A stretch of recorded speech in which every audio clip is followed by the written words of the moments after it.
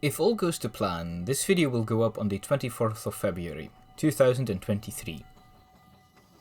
Today, what is arguably the most famous steam locomotive in the world, will have entered service 100 years ago. No, not that one. No, not that one either. No, that one's much younger. Aren't you cheeky? Yes, that's the one.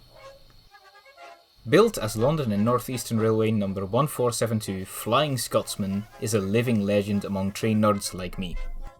And probably the majority of people who watch this video, because despite me writing these videos as if someone who has never heard of our railways would click on them, most people watching this are already diehard train enthusiasts. Scotsman is not just famous for being old.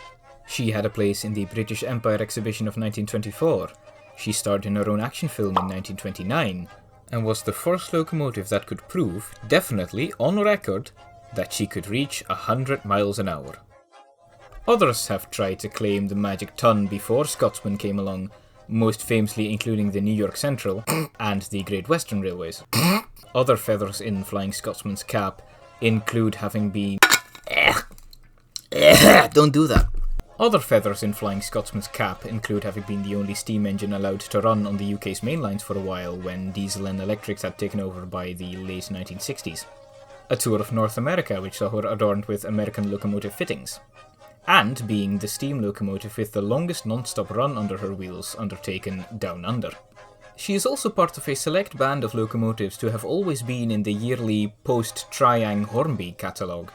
There are of course more things the locomotive is known for, and I couldn't do them enough justice for this video, especially not one basically celebrating her 100th birthday. Does she get a letter from the king too, I wonder? I digress. Like any celebrity, Scotsman has her detractors. If I would be allowed to misquote myself for a second, Flying Scotsman is literally unavoidable if you're into this hobby. To many people, this has made the engine lose its value as a historic piece of engineering, and more of a publicity machine. But those who hold the aforementioned opinion might have forgotten something. Namely, that was always the point of this particular locomotive. The name Flying Scotsman did not start out as a term synonymous with railways. It was the name of an early 20th century racehorse, famously. In 1862, 3 British railway companies banded together to introduce a new train service, the Special Scotch Express.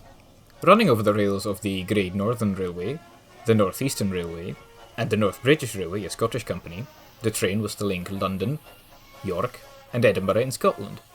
But, as with all things railways, the service quickly gained a nickname: the Flying Scotsman. Many Anglo-Scottish trains at this time were nicknamed the Flying Scotsman, possibly to do with the Great Western Railway's Flying Dutchman train, although both the Midland and London and North Western Railways also had trains claimed to have been the Flying Scotsman. Getting back to the London to Edinburgh train, the line absolutely had to be cleared. The train was the utmost priority throughout its life. If a fast goods train was blocking the line, it had to be diverted to the slow line. Even other expresses had to get out of the way, as the service got quicker and quicker. You could easily make the argument that the whole line was engineered just to make sure the Flying Scotsman could pass at any time. Keep in mind, we're still talking about the train here, not the locomotive. In 1924, the Scotch Express was officially renamed the Flying Scotsman under its new operators, the LNER. The prefix is what distinguishes the train from a locomotive that was named to promote the renamed service. The locomotive Flying Scotsman, probably more famous under its renumbering as 4472, remained the poster girl for the train service throughout the LNER's existence. The Scotsman was very much the train synonymous with the LNER. If you thought LNER, you thought immediately of their luxury train between London and Edinburgh. In the 1960s, the time when steam trains were the only way most people could realistically travel, either for leisure or for work, had long since passed. And the locomotive, once used specifically to promote a prestigious train, had very much become a trivial matter. But when she was bought for preservation in 1963, that publicity started again. Her new owner, Alan Pegler, had her repainted into her LNER colour scheme. He took her on tours to places she had never been before, from former Great Western routes to the USA, keeping sure to both heavily publicise these tours as well as go bankrupt in the process. And from that point onwards, the locomotive never really went out of service.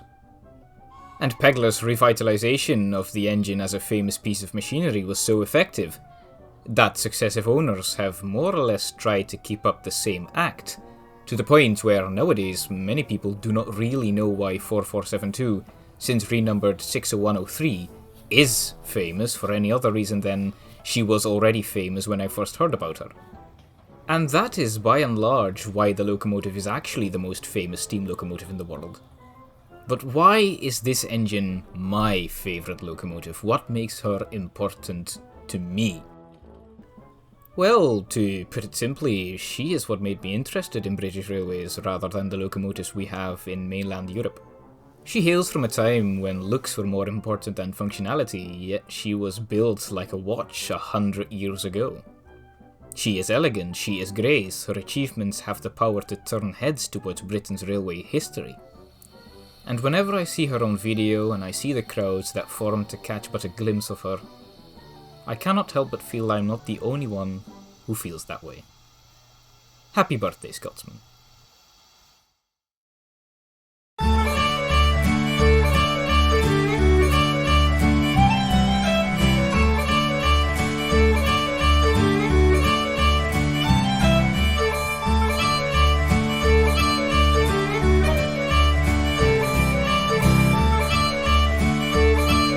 Did you know she was in Thomas